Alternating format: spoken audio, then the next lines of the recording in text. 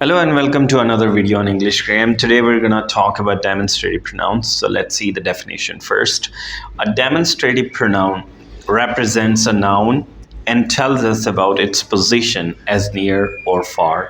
एक demonstrative pronoun हमें noun के हवाले से बताता है और उसकी position के हवाले से बताता है कि वो करीब है या दूर है.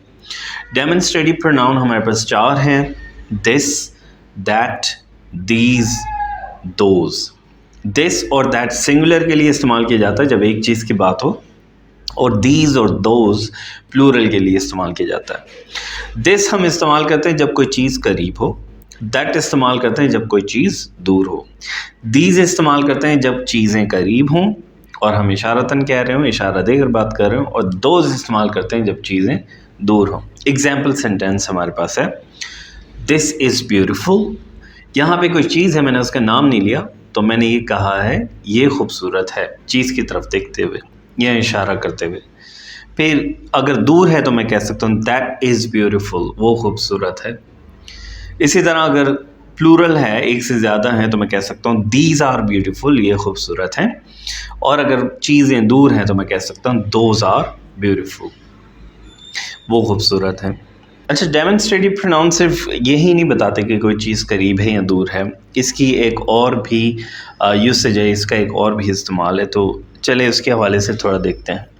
A demonstrative pronoun is used for something has been previously mentioned or is understood from the context.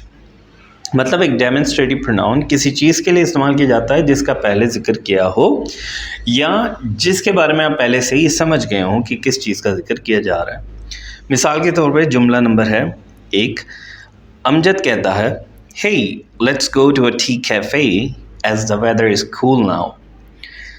जवाब आता है, आमिर कहता है this is a nice idea. यहाँ पे किसी करीब चीज़ की बात नहीं हो रही, बल्कि पहले जुमले में जो कहा गया है कि चलो हम चाय पीने चलते हैं, मौसम खुशगवार है, अच्छा है, तो उस पूरे ख्याल को कहा गया है दिस.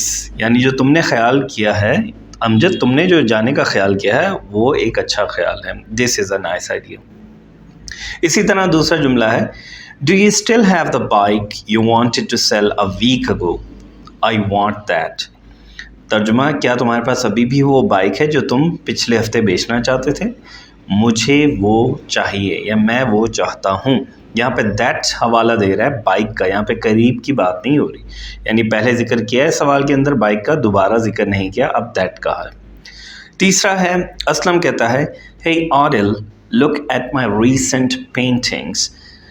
आदिल, मेरी जो हालिया पेंटिंग्स हैं उन्हें देखो ज़रा या उन पर नज़र डालो. आदिल जवाब देता है दीज आर फैबुलस, ये बहुत खूबसूरत है, बहुत आला हैं, बहुत ज़बरदस्त.